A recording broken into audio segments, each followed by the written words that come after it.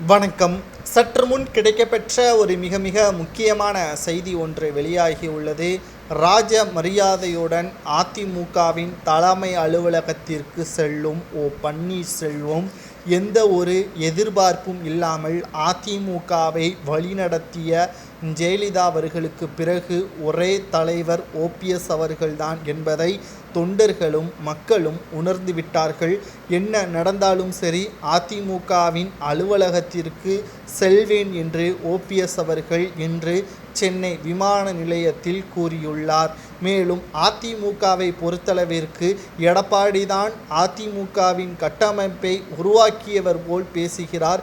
எம்ஜிஆர் அவர்கள்தான் அதிமுகவை உருவாக்கி கொள்கைகளையும் வகுத்துள்ளார். குடும்ப அரசியலை அதிமுகவில் வைக்க முடியாது என்பது அதிமுகவின் கொள்கை.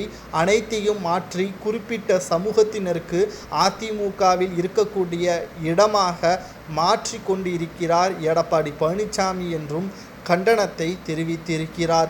சரி, அதிமுக வெற்றியடைவதற்கு வழி என்ன என்பது எடப்பாடிக்கு தெரியுமா? அப்படி தெரிந்திருந்தால் எதற்காக கடந்த 10 தேர்தல்களில் அதிமுக தோல்வி அடைந்திருக்கிறது? மேலும் அனைத்திந்திய அண்ணா திராவிட முன்னேற்ற கழகம் மிகப்பெரிய ஒரு தோல்வியின் விளிம்பில் இத்தனை வருடங்களாக இருந்தும் தற்பொழுது 2026 சட்டமன்ற தேர்தலிலும் கூட சரியான கூட்டணியும் இல்லை, அதிமுகவின் தொண்டர்களின் ஆதரவும் எடப்பாடிக்கு இல்லை என்பது மக்களுக்கு நன்றாகவே புரிந்துவிட்டது. அரசியல் களத்தில் புதிய கட்சிகளும் வர தொடங்கிவிட்டது.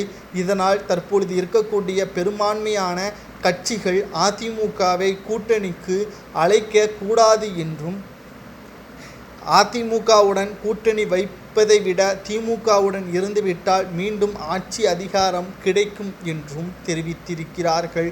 அனைத்திந்திய அண்ணா திராவிட முன்னேற்ற கழகத்தில் எடப்பாடி பழனிசாமி அவர்கள் இருக்கும் வரை வெற்றியடைவது கடினம்.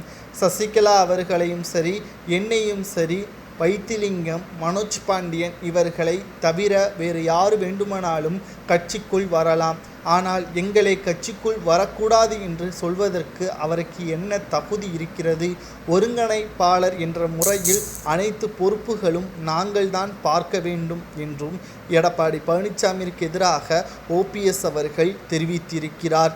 விரைவாக நாங்கள் அதிமுகவின் தலைமை அலுவலகத்திற்கு செல்வோம், மாநாட்டை நடத்துவோம், அதிமுகவின் தொண்டர்கள் யார் பக்கம் இருக்கிறார்கள் என்பதை மக்கள் மத்தியில் நிரூபித்து காட்டுவோம் என்று ஓபிஎஸ் அவர்கள் சென்னை விமான நிலையத்தில் கூறியுள்ளார்.